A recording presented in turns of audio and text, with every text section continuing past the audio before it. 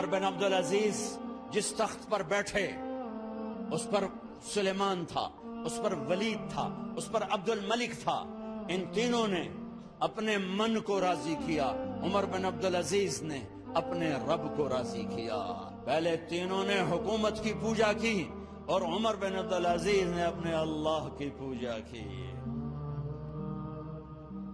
انہوں نے ایک بڑا عجیب خطبہ دیا جب خلیفہ بنے. اے لوگو،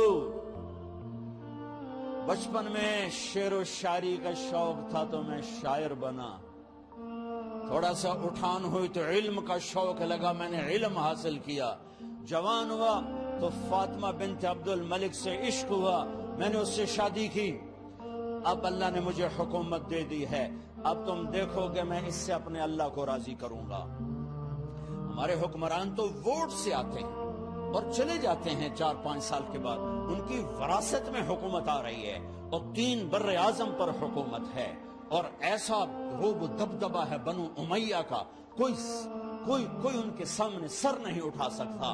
اور یہ بندہ 2 سال 2 مہینے 3 بر اعظم میں زکوٰۃ لینے والا کوئی نہ بچا، 3 بر اعظم میں سوال کرنے والا کوئی نہ بچا، 3 بر اعظم میں ظالم کوئی نہ بچا، 3 بر اعظم میں مظلوم کوئی نہ بچا. لیکن خود کیسا رہا؟ گھر آئے، فاطمہ بڑے اچھے دن گزرے ہیں، اب امتحان ہے، میں تیرا حق نہیں ادا کر سکوں گا، طلاق لینی ہے میں حاضر ہوں، ساتھ دینا ہے تو میرے اپنے حق معاف کرو، اپنے حق معاف کرو. فاطمہ جیسی عورت انسانی تاریخ میں کوئی نہیں آئی، سیاسی لحاظ سے. سیاسی، دادا مروان بادشاہ، باپ عبد الملک بادشاہ، بھائی ولید بادشاہ، دوسرا بھائی سلیمان بادشاہ، تیسرا بھائی ہشام بادشاہ، چوتھا بھائی یزید بادشاہ اور اپنا خامند بادشاہ. 7 نسبتوں سے یہ عورت شہزادی ہے. کائنات انسانی تاریخ میں اتنی بڑی عورت کوئی نہیں آئی. سیاسی. فاطمہ کہنے لگیں، عمر میں نے سکھ کے دن تیرے ساتھ گزارے ہیں، دکھ میں تجھے چھوڑ کے نہیں جاؤں گی، جاؤ میں نے اپنے سارے حق معاف کی. پھر حضرت عمر بن عبدالعزیز کی راتیں اور دن کیسے گزرے؟ فاطمہ بنت عبد الملک فرماتی ہیں 2 سال 2 مہینے میں وہ میرے بستر پر میرے ساتھ نہیں لیٹے، انہیں غسل کی ضرورت نہیں پیش آئی، مصلے پہ بیٹھتے اور روتے وہیں سو جاتے اور روتے وہیں سے اٹھتے. اپنی حکومت کو اللہ کی رضا کے لیے استعمال کیا. کیسے استعمال کیا؟ سارے مال فاطمہ کا سارا زیور بیت المال میں ڈال دیا. تنخواہ پہ آ گئے، عید کا موقع آیا، بچوں نے ماں سے کہا، 12 بچے تھے، بچیاں 12 بچے بچیاں، ہمیں کپڑے لے کر دو، عید آ رہی ہے، ہر آدمی اپنے بچوں کے لیے کپڑے لے رہا ہے. ہمارے بچے بھی کہہ رہے ہیں کپڑے لیں، جاؤ بھائی لو. فاطمہ کے پاس عمر 3 بر اعظم کے بادشاہ کے بچے آ رہے ہیں، ماں جی عید آ رہی، کپڑے تو لے دیں، ابا سے کہیں. ابا سے بات کرتی ہوں. ابا تشریف لائے، خزانے لبالب بھرے ہوئے گندم کے ڈھیر کی طرح کہ امیر المومنین بچے کپڑے مانگ رہے ہیں. فاطمہ میرے پاس تو پیسے نہیں، میں کہاں سے کپڑے لے کر دوں، میرے پاس تو پیسے کوئی.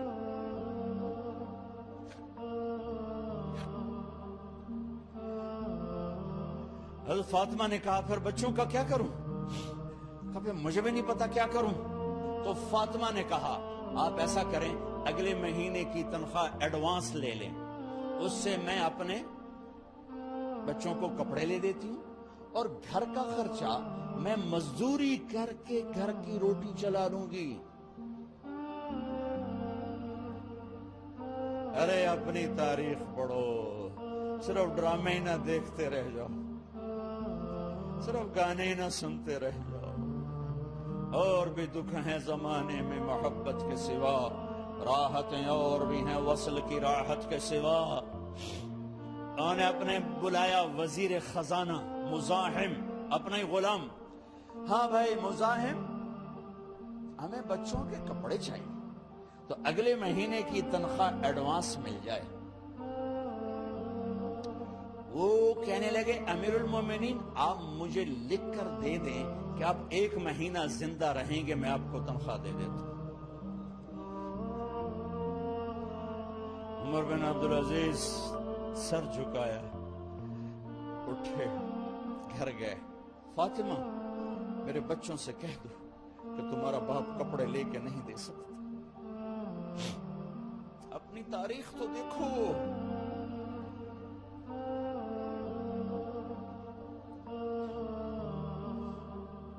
عید کا دن آ گیا، خلیفہ وقت عید کی نماز پڑھاتے تھے، نمازیں بھی خلیفہ وقت پڑھاتے تھے۔ بنو امیہ کا خاندان ملنے کے لیے آ رہا ہے، سارے سرداروں کے بیٹے اعلیٰ پوشاک، اعلیٰ لباس، ملنے آ رہے ہیں۔ تھوڑے دیر بعد دیکھا تو بچے بھی ملنے آ رہے ہیں۔ امیر المومنین کی حیثیت سے بچے باپ کو ملنے آ رہے ہیں اور ان کے جسموں پر پرانا لباس ہے۔ حضرت عمر انہیں دیکھ کر ادھر اپنے سرداروں کے بچے دیکھے تو زرق برق پوشاکیں، اپنے بچوں کو دیکھا۔ ارے اس باپ سے پوچھو جو سب کچھ کر سکتا ہو اور پھر مٹھی بند کر دے کہ نہیں میں نے حرام کی طرف نہیں جانا۔ بچوں کو دیکھا تو آنکھیں ڈب ڈبا گئیں، آنکھوں میں آنسو آ گئے۔ فرمایا میرے بچوں، آج تمہیں اپنے باپ سے گلہ تو ہوگا کہ آج ہمارے باپ نے کپڑے ہی نہ لے کے دیے۔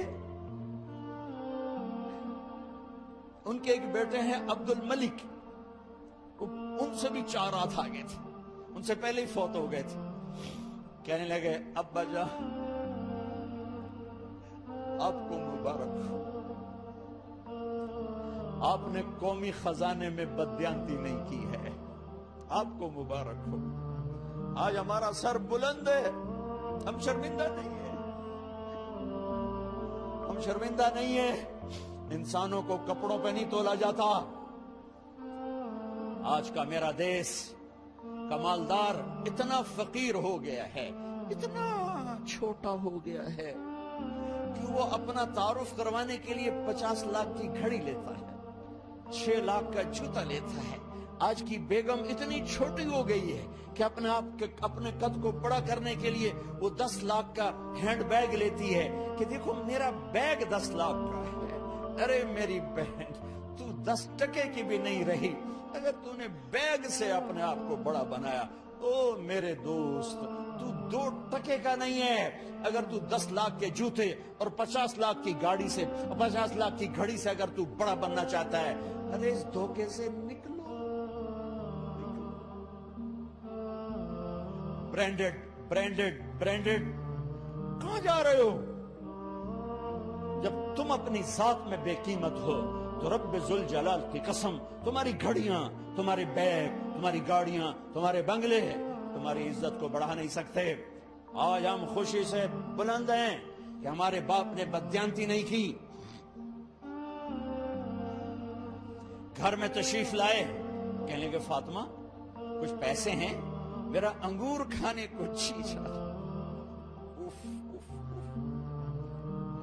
بس فاطمہ رونے لگی۔ فرمایا امیر المومنین خزانہ تو بھرا پڑا ہے، 1 درہم کا بھی تیرا حق نہیں ہے کہ تو 1 درہم لے کے انگور خرید لے۔ تو تھوڑا پٹھے، فاطمہ میں جہنم نہیں برداشت کر سکتا۔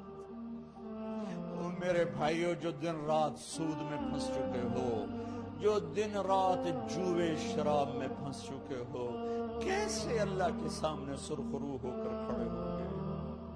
فاطمہ میں جہنم نہیں برداشت کر سکتا۔ نہیں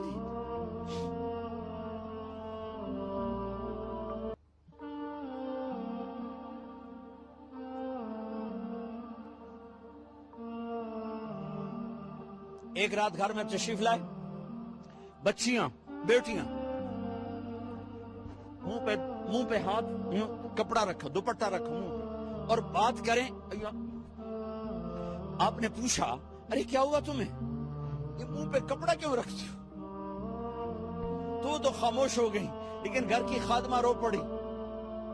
کہا امیر المومنین آج آپ کی بیٹیوں نے کچا پیاز توڑ کے اس سے روٹی کھائی، سالن کوئی، ارے مسری دی دال ہی کوئی نہیں ہے، پیاز، کچے پیاز نہ روٹی۔ آج ساڈا مزدور جڑا کوئی نہ کوئی چٹنی بنا بند ہے، ترائے بر اعظم دے بعد شادیاں دیاں کچے وصلہ نہ روٹی بیٹھیاں کھاندیاں۔ اور میرے آج کا تاجر کہتا ہے جھوٹ نہ بولوں تو کاروبار کیسے، میرا افسر کہتا ہے رشوت نہ لوں تو گزارا کیسے کروں۔ تو عمر بن عبدالعزیز پھس پہ ہچکیوں کے ساتھ روئے کہ میری بچیوں میں تمہیں بڑے اچھے کھانے کھلا سکتا ہوں، اور میں جہنم کی آگ برداشت نہیں کر سکتا۔